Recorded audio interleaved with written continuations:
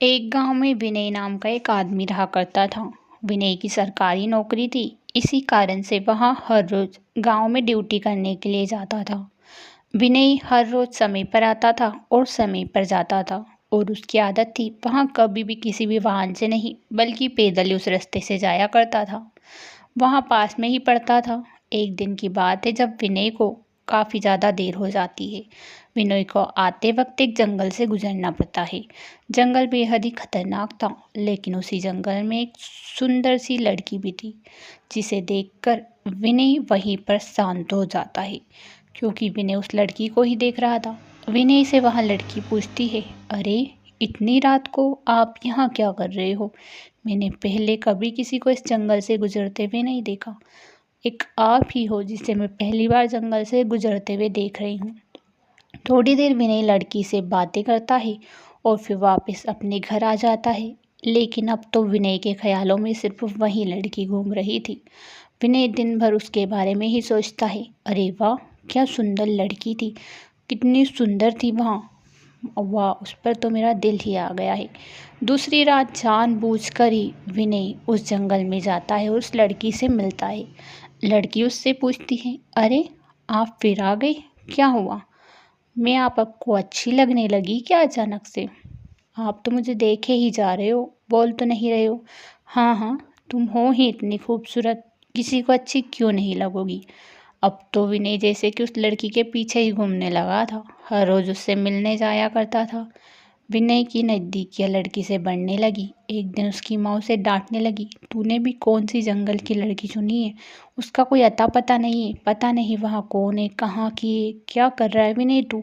ऐसी लड़की से तेरी शादी कैसे करा सकती हूँ? अरे माँ, शादी तो मुझे उसी से करनी है।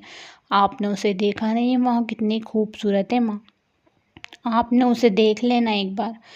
मैं तुझे उससे शादी नहीं करने दूंगी। विनय गुस्से से लाल अपनी माँ से बात नहीं करता और वहाँ से चला जाता है। अब विनय बेहद ही ज़्यादा गुस्से में था और अपना घर छोड़कर उस लड़की के पास आ गया था। विनय उस लड़की के पास जाता और सारी कहानी सुना देता है। अच्छा ठीक है, तुम मुझसे शादी कर लेना, लेकिन आज की रात तुम इस जंगल में नहीं रुक सकती। यहाँ जंगल बेहद ही खतरनाक है तुम्हारे लिए, तुम्हें फिर से अपने घर पर लौटना होगा। अरे लेकिन मैं तो माँ से कह कर आया हूँ कि मैं अब तुम्हारे साथ ही जंगल में रहूँगा, मैं वापस घर क्यों जाऊँ? वहाँ ज़बरदस्ती करके विनय को उस जंगल से जाने के लिए कहती है। विनय वापस चला जाता है और लड़की वहीं पर रहती है। लड़की खुद से ही बातें कर रही थी, कितना पागल इंसान है, यहाँ मेरे झांसे में आ गया है।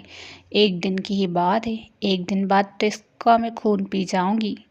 पूर्णिमा की रात को इसका खून पीकर मैं दुनिया की सबसे ताकतवर चुड़ैल बन जाऊंगी। वहाँ लड़की और कोई नहीं बल्कि एक खतरनाक चुड़ैल थी, जिसने विनय को अपने झांसे में फंसा लिया था।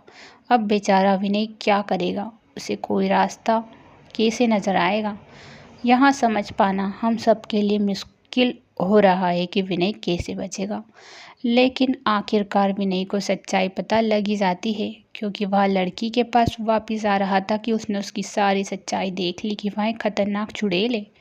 विनय सोचने लगा, हे भगवान, मैं किसके झांसे में फंस गया था? यहाँ तो खतरनाक चुड़ैल है। अब मैं इसके बाद कभी भी इस जंगल में लौटकर नहीं आऊँगा। मुझे अपनी जान बचा लेनी चाहिए। माँ सही कहती है, किसी अनजान व्यक्ति को जाने बगैर उससे प्यार करना और शादी करना मेरे लिए तो घातक साबित हो जाता। विनय वहाँ से दौड़ लगाकर चला जाता है और फिर कभी भी उस जंगल में लौट कर नहीं आता। चुड़ैल कई दिनों तक उसकी राह देखती है और फिर एक दिन वह खुद ही खत्म हो जाती है।